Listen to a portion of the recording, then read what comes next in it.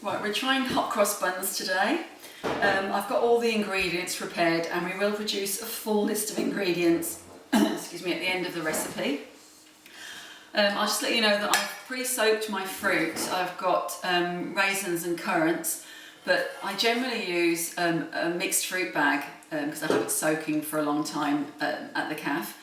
I've put some rum and some Earl Grey tea on this overnight. I like the fruit to swell and be quite plump and delicious.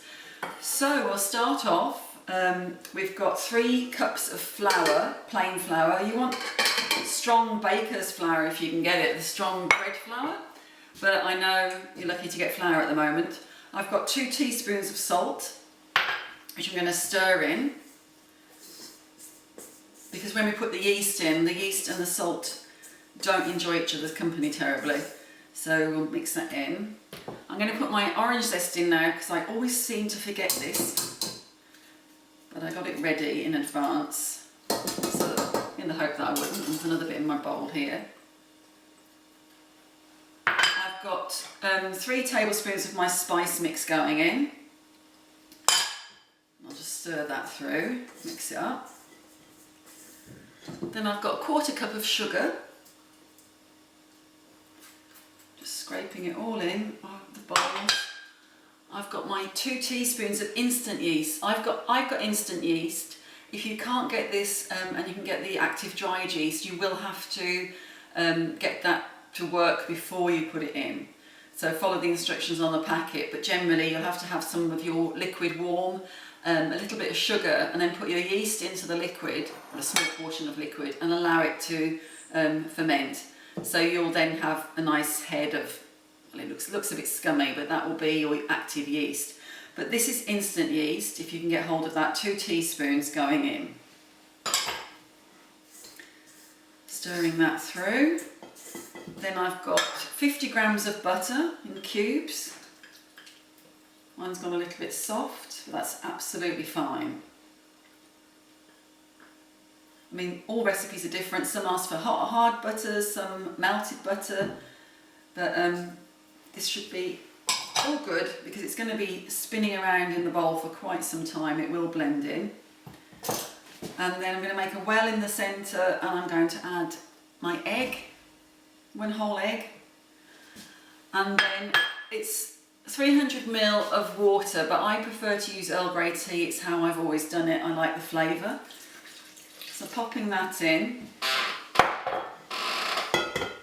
then I'll put it on the mixer on a very low speed initially to get everything to come together, and then when we have got it all in a mass together, we'll put the speed up and let that go for about 8 or 10 minutes so that the dough combines beautifully, but we'll come back and show you then.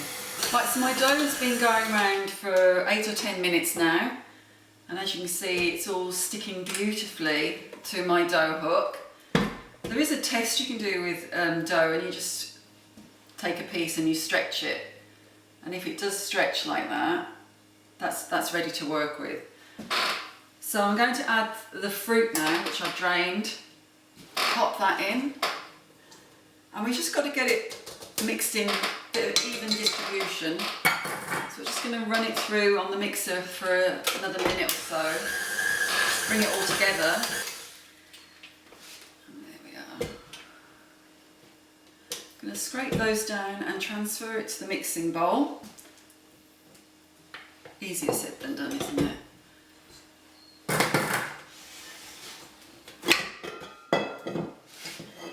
I'm just going to use my hands to do this. Get it all in.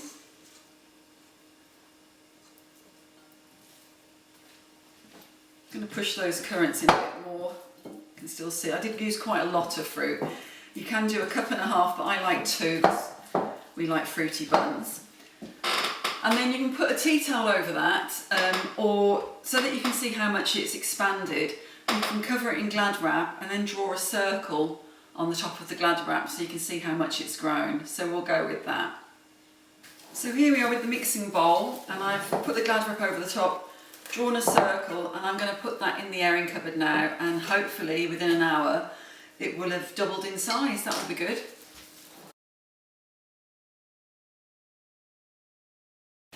Right, so my dough is ready for my regular hot cross buns, and now we just have to knock it back and then it'll go back in the cupboard again. As I said, it is a long process, but hopefully it'll be worth it in the end. Just taking that dough back to the size it was.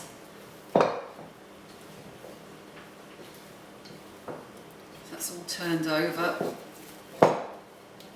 Recover it, and back in the cupboard it goes. Right, so I've had the dough proving again for about 40 minutes, and I'm going to tip that out onto a floured surface, and we're going to divide that into 12 pieces. There are 12 hot cross buns.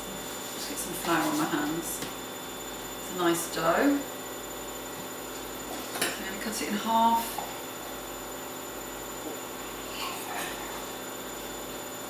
And then half again.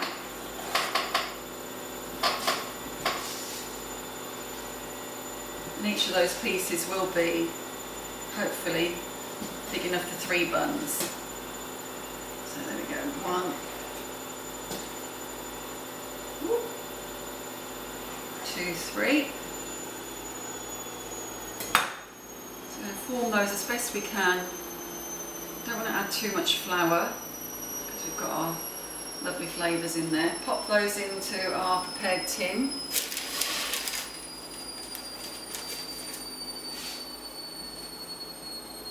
And I'm going to do all 12 of those, but then they go back again to prove some more, and then we will put the crosses on, and we'll be so much closer to having hot cross buns. And so there we have it, there are 12 hot cross buns waiting to go back in the cupboard to prove.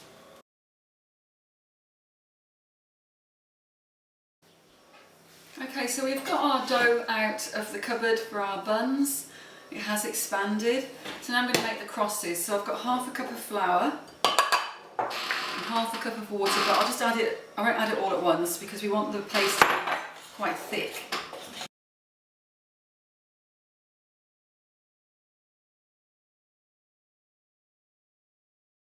Just mix it thoroughly.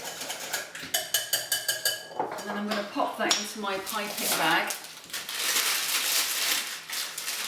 Put it all the way down.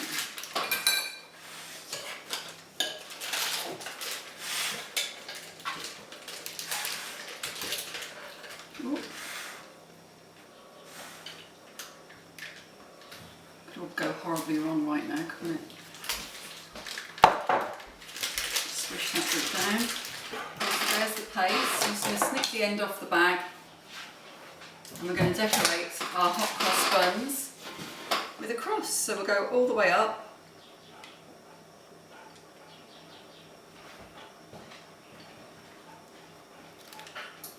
and down,